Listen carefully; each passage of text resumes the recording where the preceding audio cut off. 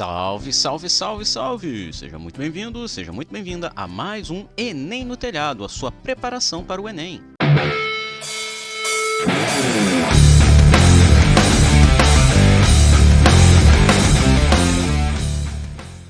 E hoje nós vamos estar concluindo o nosso estudo sobre hidroestática, né? A gente vai estar aí falando sobre o que está faltando dentro do nosso estudo de hidroestática, que envolve ali a lei de Stevens, né, o princípio de Stevens, e o empuxo, né, que é justamente a parte ali meio que fundamental quando a gente fala de hidroestática e hidrodinâmica, né. Então, como sempre, você sabe, né, no final de cada módulo eu boto os exercícios resolvidos, né, com os vídeos resolvidos aqui do canal, justamente no final. Então, aguarde no final para ter acesso a esses exercícios, né, para você ver ali certinho quais são os exercícios que você vai ter que procurar aqui no canal. Ok? Dito isso, pegue esse material de estudos e vamos estudar. Então nós temos essa situação aqui, né, no qual quando você analisa a mesma distância, né, mesmo plano, digamos assim, você vai encontrar pressões iguais, né? Isso aqui é bem interessante porque vai nos dar ferramentas para conseguir compreender o que vem a seguir, que é justamente o que nós chamamos de princípio de Stevens, ou princípio fundamental da hidroestática, tá? Então vamos começar com isso, né, que é justamente o princípio de Stevens.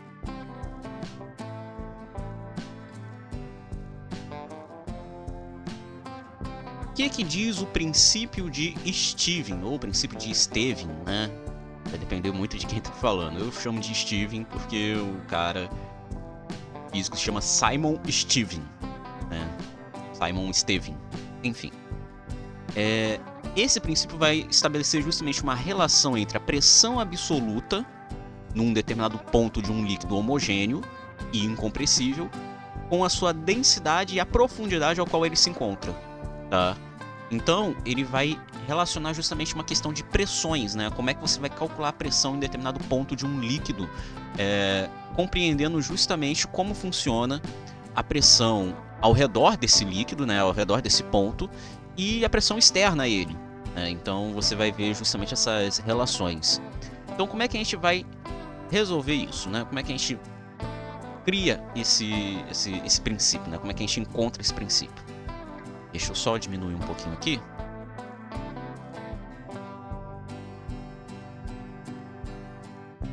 Bom, eu acho que eu tô pro lado demais. Agora tá melhor. A primeira coisa que nós vamos ter que fazer é o seguinte. Nós estamos preocupados em determinar justamente a pressão interna a um líquido, né?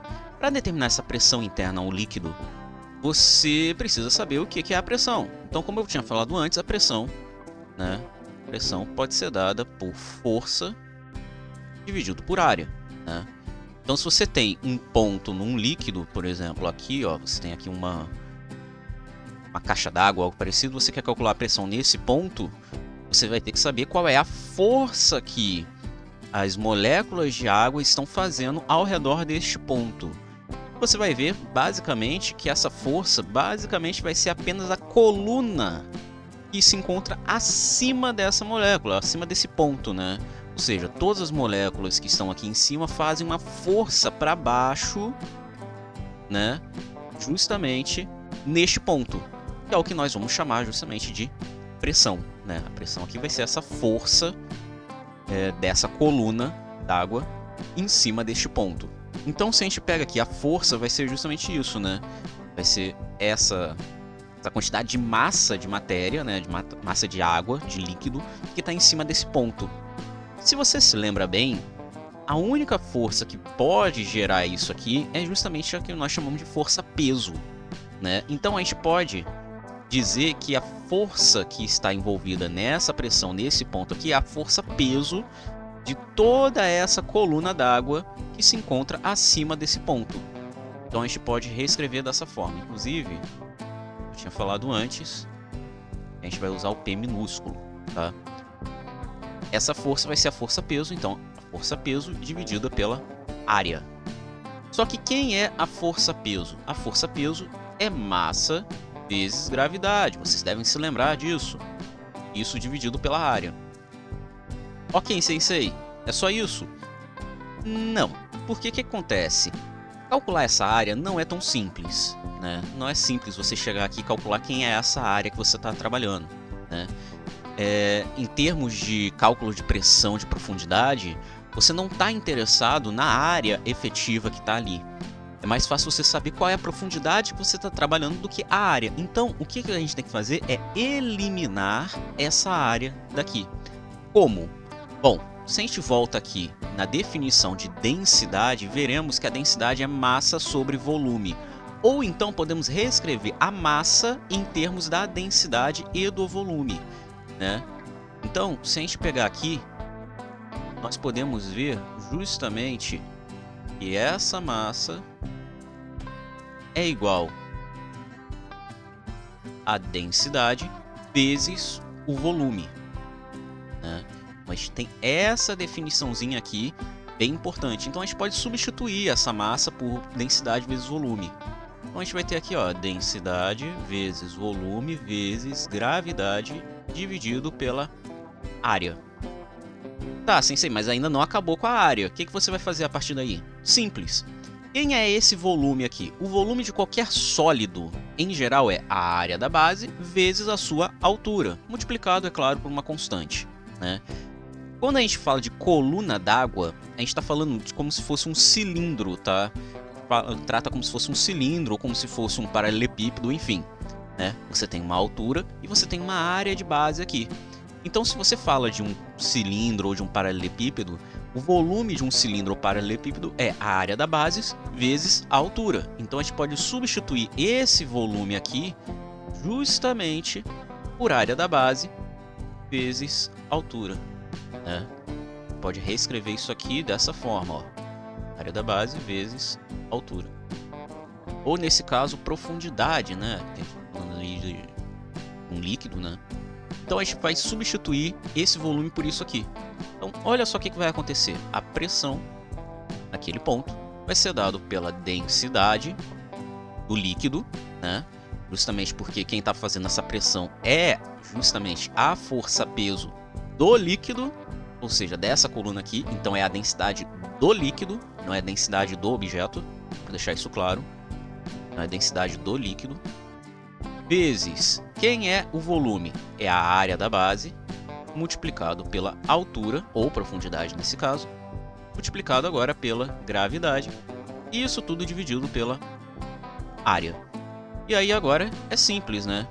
Pode simplesmente aqui, ó, cortar as áreas, o que sobra é justamente que a pressão em um determinado ponto do líquido é a densidade do líquido multiplicado pela altura multiplicado pela gravidade. Então a gente tem aqui justamente que a pressão é dada por ρgh ou ρhg, tá? Tanto faz. Então isso aqui é a pressão em um líquido, né? Em um ponto do líquido. Só que esse aqui não é a lei de Stephen propriamente dito, tá? Porque se a gente parar para pensar, isso aqui é considerando uma situação em que você não tenha ar aqui em cima. Agora, se você tem um ar aqui em cima, você tem, além da pressão causada pela coluna d'água acima do ponto, você ainda vai ter justamente uma coluna de ar aqui em cima, né? Ou seja, você ainda vai ter o ar e aqui você vai ter o líquido. Então você tem duas pressões aqui sendo exercidas. Então a soma dessas duas pressões vai equivaler à pressão nesse ponto, né? Vai ser a pressão justamente da coluna d'água e a pressão da coluna de ar. E qual é a pressão da coluna de ar? É a mesma coisa. Considere que se você estivesse falando de um ponto aqui na superfície, né? Se você estivesse falando de um ponto na superfície do líquido, né? Acima dele só vai ter ar, não vai ter água. Então, se você faz todo esse passo a passo, dessa vez o que você vai ter vai ser justamente a mesma situação, com a diferença em que você vai ter, no lugar da densidade do líquido, a densidade do ar, né? Ou a densidade do gás que você está trabalhando. Então, é a mesma lógica. Então, se você parar para pensar, o que você vai ter ali nesse ponto aqui, né, P ou P', que a gente sabe que vão ser iguais, né? P igual a P', o que você vai ter vai ser justamente que a pressão nesse ponto vai ser a pressão do líquido mais a pressão do ar. Então é exatamente isso que vai acontecer. A lei de Stevens vai dizer justamente que a pressão em um determinado ponto vai ser dado pela pressão atmosférica mais a pressão da coluna d'água. Vai ser dada por OGH. A gente pode até escrever o que quer dizer cada um desses termos. Então nós temos aqui essa pressão aqui, que é a pressão num ponto do líquido. Esse P0 é o que nós chamamos de pressão atmosférica, tá?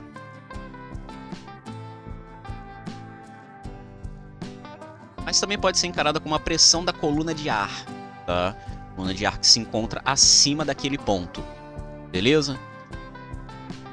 E nós temos agora esses termos aqui, né?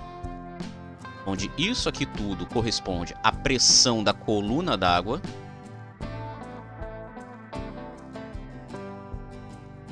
Ou pressão da coluna de líquido, né? Onde esse ρ é a densidade. Esse G é a gravidade. E esse H é a profundidade ou altura. Tá? E é isso aqui que representa, né? Isso aqui é justamente a nossa lei de Stevens, tá? Isso é a lei de Stevens. Beleza? Ok. Então, a gente sabe então calcular qual é a pressão em um determinado ponto em um líquido, tá? Isso vai ser importante para vários tipos de problema que a gente vai estar calculando, tá? Ok, sensei, mas é só isso que tem na hidrostática? Não. A gente vai ter agora justamente a questão do empuxo. Finalmente vamos falar do famoso empuxo, né? Então, próximo tema aqui, justamente empuxo. Inclusive, temos vídeo aqui no canal falando sobre empuxo, tá? Então, recomendo dar uma olhadinha lá nesse vídeo. O empuxo é uma característica que é uma força, né? Que surge justamente quando falamos de imersão em fluidos, tá? O empuxo sempre vai existir enquanto você estiver imerso em um fluido. Ah, sensei, mas calma aí. Se o ar é um fluido, então significa que existe empuxo no ar? Sim, inclusive é por isso que o avião voa, né? O avião voa porque existe o empuxo, né? Então, o empuxo, ele é uma força, não é uma força fictícia, só para deixar isso claro. Eu já vi gente falando, né? Já me perguntaram isso, inclusive em live, né? Que se o empuxo era uma força fictícia. Não, o empuxo não é uma força fictícia. O que é uma força fictícia? Uma força fictícia é uma força que ela só existe em determinados referenciais, como por exemplo a força de Coriolis ou força centrífuga, tá? A força centrífuga, ela é uma força que é chamada de fictícia ou ficcional.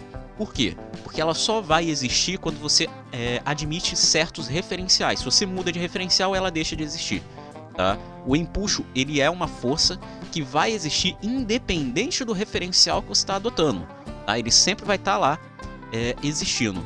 Então, o empuxo, ele é uma força real, tá? Ele não é uma força fictícia. Então, deixar isso bem claro. Então, como surge o empuxo? O empuxo, ele vai ser uma força que vai surgir justamente com uma espécie de reação. Atenção, ele não é o para-ação e reação, só para deixar isso claro, tá? Mas ele surge como uma espécie de reação à existência da força peso. E ele acontece justamente por conta da imersão de corpos em fluidos. Então, se você tem um corpo imerso em algum fluido, o empuxo vai aparecer, ok? Beleza. Tá, sensei, mas como é que a gente calcula o empuxo propriamente dito? Bom, o empuxo, Como eu falei, ele vai ser uma força que vai surgir quando você está imerso num fluido, então inclusive eu vou escrever isso, né?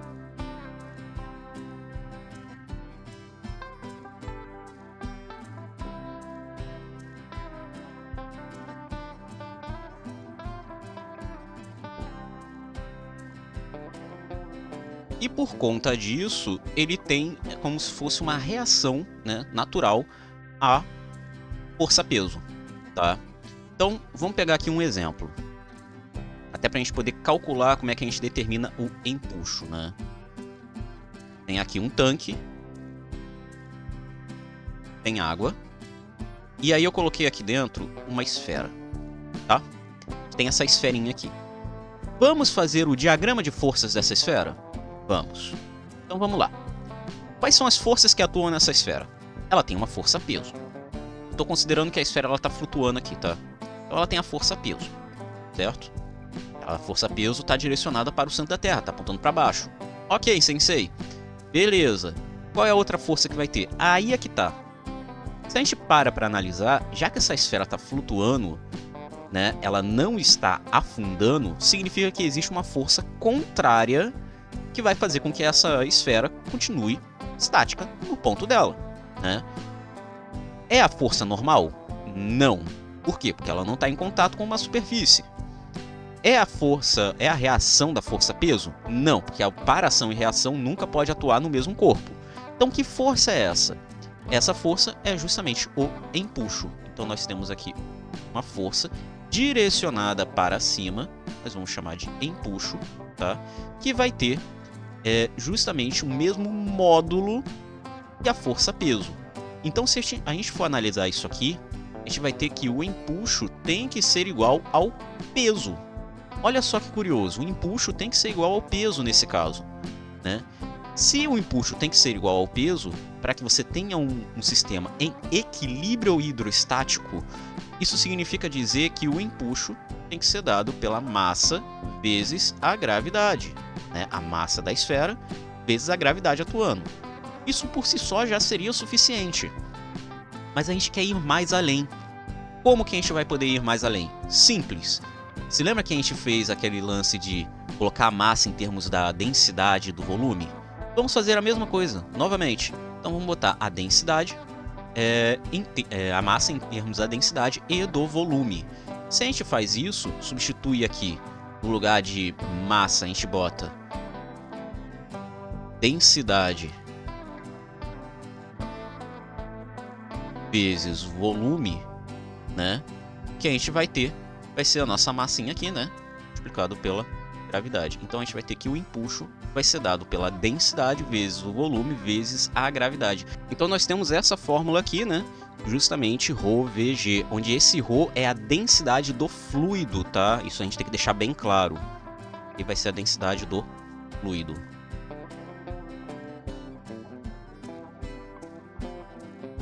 Tá? E esse volume vai ser o volume do objeto, né? Então é até interessante vocês darem uma estudada justamente na questão de geometria, tá? Inclusive, é até interessante vocês saberem esses conceitos, porque geometria é muito importante para resolver problemas de física, tá? Então é importante que vocês tenham em mente isso. Talvez eu até marque uma live para poder dar uma estudada em geometria. Vocês querem? Se vocês quiserem, bota aí nos comentários, por favor. Se tiver uma quantidade considerável de gente, eu penso em fazer uma live, apesar de não ser minha área, né? Mas acaba dando uma estudada em geometria. Pode ser, tá? Então, a gente tem aqui justamente o empuxo como ρVg, tá? Inclusive, isso aqui é o que vai nos permitir compreender o chamado princípio de Arquimedes. O que é o princípio de Arquimedes? O princípio de Arquimedes nada mais é do que um princípio descoberto, na verdade já tinha sido descoberto anteriormente, mas formalizado oficialmente por Arquimedes de Siracusa. Inclusive é aquela famosa anedota, né, do Arquimedes que foi convidado pelo rei para poder determinar se a coroa do rei era de ouro de verdade ou se estavam roubando o rei, né? E aí ele acaba descobrindo justamente o princípio de Arquimedes, que a gente conhece como princípio de Arquimedes, quando ele estava se banhando nos banhos públicos, né, da cidade do rei de Siracusa, né, e ele percebeu que a quantidade de água, quando ele entrava dentro da banheira, né, uma quantidade de água transbordava, e essa quantidade de água era justamente o mesmo volume da quantidade de matéria, né, dele, que estava imerso dentro do líquido, né. Então diz a lenda que ele saiu correndo na rua dizendo eureka, eureka, eureka, que quer dizer eu descobri, eu encontrei, né. E é justamente essa questão de imergir dentro da água a coroa do rei, sem precisar desmontar a coroa do rei, né. E aí daria para descobrir se a coroa era feita de ouro ou não, né. Então isso era bem interessante. Do ponto de vista científico, né, é bem interessante. E o princípio de Arquimedes é exatamente isso que eu falei, né. É um princípio que determina justamente a flutuabilidade dos objetos e também determina essa questão de que um objeto, quando imerso em um fluido, desloca desse fluido justamente a mesma quantidade de volume que compreende esse objeto, tá? Então, a gente pode escrever isso.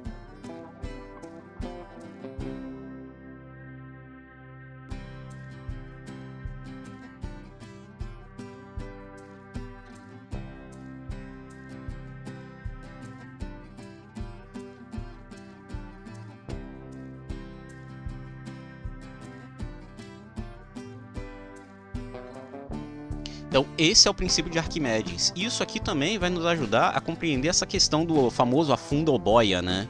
Por que um objeto ele vai afundar, por que um objeto vai boiar? Tem a relação com isso aqui, né? Se um objeto boia, é porque ele vai estar no equilíbrio hidroestático, ou seja, a força de empuxo vai ser igual à força-peso, né? Se um objeto afunda, né, continua afundando, significa que a força-peso é maior do que o empuxo, né? Se a força-peso for maior do que o empuxo, o objeto vai afundar, né?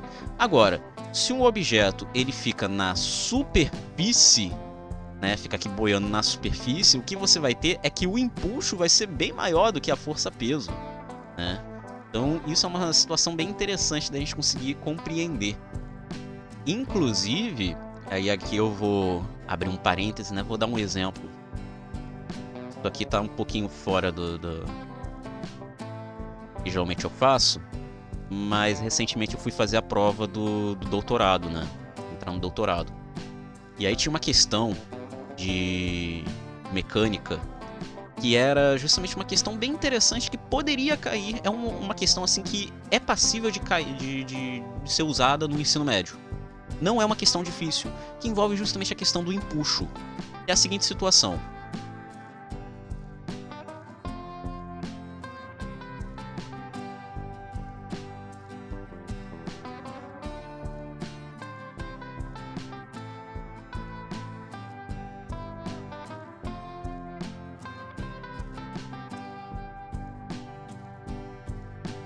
Era uma balança, tá? Você tinha uma balança no qual você tinha um prato de um lado e do outro você tinha uma barra de um metal, se não me engano era ferro, tá? E você tinha um recipiente com água, né? Que você poderia submergir totalmente esse objeto aqui dentro, né? E aí, olha só que curioso, ele dava, nesse problema, ele dava a densidade desse objeto, dava qual era a densidade do objeto, ele dava qual era a densidade da água, tá? Ele falava qual era a massa do objeto e ele queria saber qual era a faixa de peso, né? Qual era a massa mínima e a massa máxima que essa balança poderia medir, né? E aí, lembrando que, por uma questão de equilíbrio, as distâncias entre os pontos, né, entre as massas e o eixo de rotação, né, que é aqui esse ponto aqui, essas distâncias são iguais, tá? Só para deixar isso claro, ou seja, vai ter ali uma questão de um equilíbrio, né? Devido a essas distâncias serem iguais. E aí, esse problema é bem interessante, por quê? Porque, cara, você consegue resolver isso facilmente da seguinte forma, pensando assim, olha, o maior peso possível, a maior massa possível que eu posso colocar nessa balança aqui para poder equilibrar, né, botar nesse prato para que essa balança se equilibre, seria justamente a massa total desse objeto. Então, o máximo que eu conseguia colocar seria se eu considerasse a massa total desse objeto, ou seja, que ele não estivesse imerso na água. Se o objeto não está imerso na água, então o sistema vai estar em equilíbrio a partir do momento em que a massa do prato da direita seja igual à massa do bloco de ferro da esquerda, né? Então, era bem interessante, tá? Então você já tem um topo ali, né? A quantidade máxima. Mas quando você coloca esse bloco na água, o que vai acontecer é justamente a produção do que nós chamamos de peso aparente. O que é o peso aparente? Você vai ter ali, justamente devido à ação do empuxo, vai ter uma diminuição na força-peso e, por consequência, né, vai parecer que você está numa situação em que a massa do objeto é menor do que a massa que nós medimos normalmente, né? O que não é, na verdade, um problema, né? Na verdade, é até interessante porque a gente cria sistemas como esse. E aí, isso aqui é interessante por quê? Porque a partir do momento que a gente considera que a massa vai ser menor, significa que se a gente mergulhar totalmente esse objeto dentro da água, a gente vai ter a menor força-peso aparente, né, que esse sistema pode oferecer. E por consequência vai encontrar justamente o limite inferior de massa que essa balança vai poder determinar, né? Então, se a gente for até fazer a conta aqui, né, a gente pode até tentar fazer essa conta aqui, vai ficar bem legal, né? Se esse objeto está totalmente imerso dentro da água, né, a gente vai ter essa situação aqui, ó, puxo igual ao peso, né? E aí, se a gente for fazer aqui o nosso diagrama de forças, a gente teria fazer aqui uma situação separada para ficar mais simples de compreender, tá? Tem aqui um bloco de ferro. E aí, no diagrama de força, o que nós temos? Nós temos a força-peso. Nós temos o empuxo. E nós temos uma tração. Aonde essa tração vai ser igual à força-peso do outro prato, né? Força-peso aqui que a gente pode chamar de pelinha, né? Então, se a gente somar todas essas forças, para um sistema em equilíbrio, o somatório dessas forças tem que dar 0, né? Ou seja, não pode haver movimentação em nenhuma das direções. Então a gente pode fazer exatamente isso, né?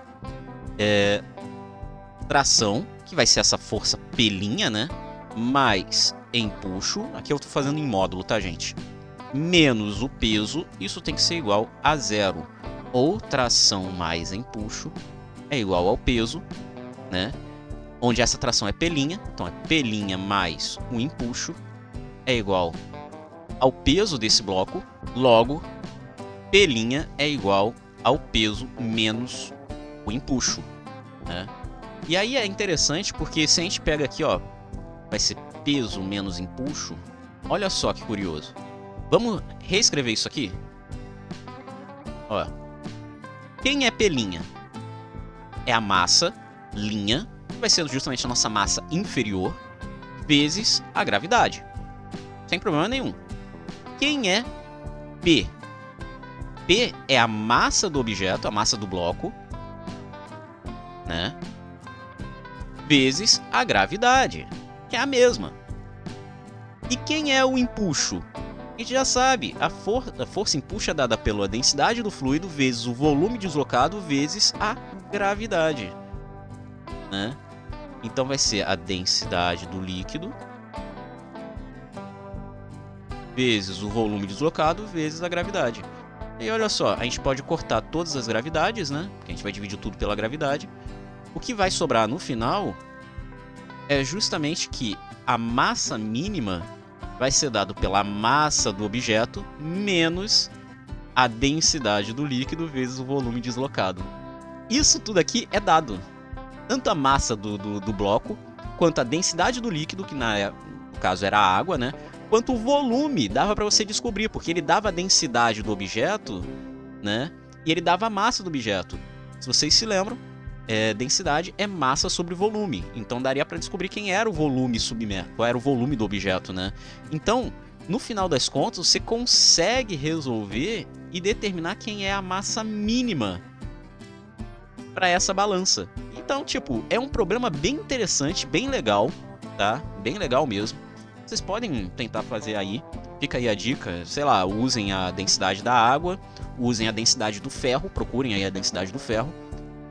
Coloque aqui massa, sei lá, 6 quilos. A massa do bloco de ferro é de 6 quilos, tá? E aí vocês conseguem determinar. Isso é bem tranquilo, bem de boa, né? Acho isso bem legal, esse probleminha aqui. E se me perguntarem, sim, eu acertei essa questão na EUF, tá?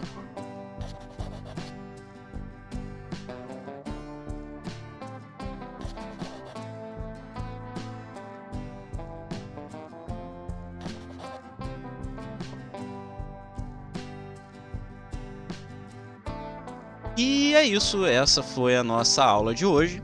Espero que tenha gostado. Não se esqueça de fazer os exercícios, hein? Isso é muito importante, ok? Se ficou alguma dúvida, pode deixar aí nos comentários ou entrar no nosso Discord. Lá tem um canto especial para você tirar dúvidas sobre física. O link vai estar aqui na descrição. Lembra de deixar o like, se inscreve se não for inscrito, ativa o sininho para não perder nada. Considere se tornar membro aqui do canal, isso ajuda bastante. Um valeu demais também ajuda. Beleza? Muito obrigado a todos, tamo junto e até!